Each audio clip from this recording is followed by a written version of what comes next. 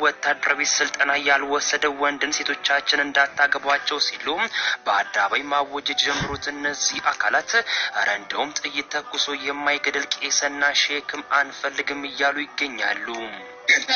ሴቶች ያልታገበ ወጣት አታግቡ፣ የማይታገል ወጣት የማይሰለጠ ወጣት አታግቡ። ለምን ብትሉ ነገ ያስደፍርሻል።